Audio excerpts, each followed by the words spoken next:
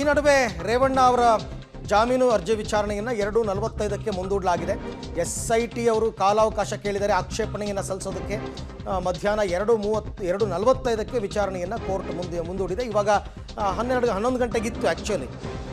ವಿಚಾರಣೆ ಶುರುವಾಗ್ತಾ ಇದ್ದ ಹಾಗೆಯೇ SIT ಅವರು ನಿನ್ನೆ ಕೋರ್ಟ್ ಹೇಳಿದ್ದು SIT ಅವರಿಗೆ ಆಕ್ಷೇಪಣೆ ಸಲ್ಲಿಸಿ ಅಂತ.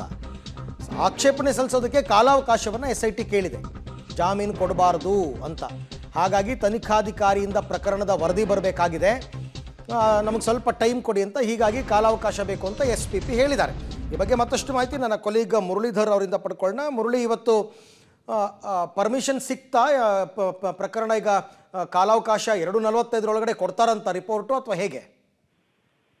ಅರವಿಂದ್, ಏನಾದ್ರೆ ಪ್ರಮುಖವಾಗಿ ಜಾಮೀನು ಅರ್ಜಿಯ ವಿಚಾರಣೆ ಮಾಡೋದಕ್ಕೆ ಯೋಗ್ಯನಾ ಇಲ್ವಾ ಅಂತ ತಿಳ್ಕೊಳ್ಳೋ ಪ್ರಯತ್ನಕ್ಕೆ ಒಂದು SIT ಅವರು ಒಂದು ಅಬ್ಜೆಕ್ಷನ್ ಅನ್ನ ಫೈಲ್ ಮಾಡಿ ಅಂತೇಳಿ ನಿನ್ನೆ ನ್ಯಾಯಾಧೀಶರು ಒಂದು ಆದೇಶವನ್ನ ಮಾಡಿದ್ರು. ಆದೇಶನ ಮಾಡಿದ ಬಳಿಕ ಇವತ್ತು ಬೆಳಗ್ಗೆ ಅರ್ಜಿ ವಿಚಾರಣೆ ಬಂದು SIT ಜಾಮೀನು ವಿಚಾರಣೆ ಮಾಡ್ಬೇಕಾ ಅನ್ನೋದಕ್ಕೆ ಅಬ್ಜೆಕ್ಷನ್ ಅನ್ನ ಫೈಲ್ ಮಾಡ್ಲಿಕ್ಕೆ SIT SPP ಅವರು ಬಂದ್ರು. ಆ ಸಂದರ್ಭದಲ್ಲಿ ಕೂಡ ಒಂದು ಮಾಹಿತಿ ಏನ್ ಹೇಳಿದ್ರು, ತನಿಖಾಧಿಕಾರಿ ಒಂದು ಮಾಹಿತಿಗಳನ್ನ ಕೊಡಬೇಕಾದ್ರೆ ಹಿನ್ನೆಲೆಯಲ್ಲಿ ಆಕ್ಷೇಪಣೆ ಸಲ್ಲಿಸಲಿಕ್ಕೆ ಒಂದಷ್ಟು ಕಾಲಾವಕಾಶಗಳು ಬೇಕಾಗಿದೆ.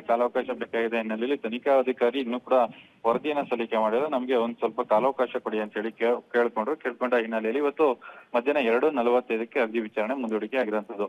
ಇನ್ನೊಂದು ಕಡೆ ಪೊಲೀಸ್ ಕಸ್ಟಡಿ ಕೂಡ ಇವತ್ತು ಅಂತ್ಯ ಆಗ್ತಾ ಇದೆ. ಆ ಹಿನ್ನೆಲೆಯಲ್ಲಿ ಈ ಅರ್ಜಿ ವಿಚಾರಣೆ ಒಂದಷ್ಟು ಮಹತ್ವನ ಪಡ್ಕೊಳ್ಳೋ ಸಾಧ್ಯತೆಗಳಿರುವಂತದ್ದು. ಥ್ಯಾಂಕ್ ಯು ಮುರಳಿ, ತಮ್ಮ ಎಲ್ಲ ಮಾಹಿತಿಗೆ ಧನ್ಯವಾದ. ಸೊ ಒಟ್ಟಾರೆ ಇವಾಗ 2:45, ನಾನು ಆಗಲೇ ಹೇಳಿದೆ, ಏನಾದರೂ ಒಂದು ಡಿಸೈಡ್ ಆಗಲೇಬೇಕು ಇವತ್ತು. ಅವರ SIT ಕಸ್ಟಡಿ ಅಂತ್ಯವಾಗ್ತಾ ಇರೋದ್ರಿಂದ ರೇವಣ್ಣ ಅವರಿಗೆ ಏನಾದರೂ ಈ 3ರಲ್ಲಿ ಒಂದು ಆಪ್ಷನ್ ಇದೆಯಲ್ಲ, 3ರಲ್ಲಿ ಒಂದು ಆಗಲೇಬೇಕು. Either judicial custody or SIT custody ಅಥವಾ ಜಾಮೀನು. ನೋಡೋಣ.